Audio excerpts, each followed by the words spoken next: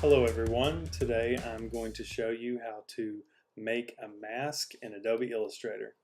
I have here a photo by Juan Pablo Arenas from Pexels.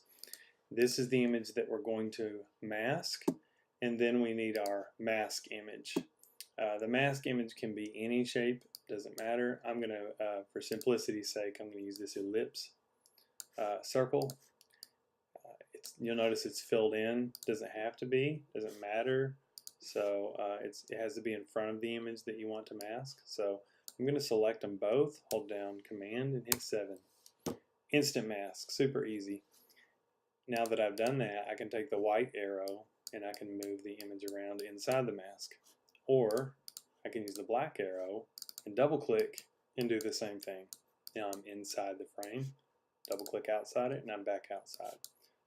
By hitting Option Command 7, I release the mask. It's a very powerful tool, and you can do grouped items inside the mask, so it can be as simple or as complicated as you want. And I'll make a little star here and group that with the photo, Command G.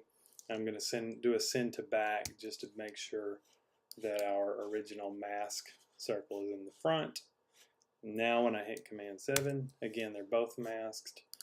White arrow, I can move them around independently of each other within that mask, or with the black arrow, can do that. And I can ungroup them inside the mask and move them around independently that way. So, super easy. Now I'm going to ungroup them, unmask. Option Command 7. And that's it. Thanks for watching, and I'll see you next time.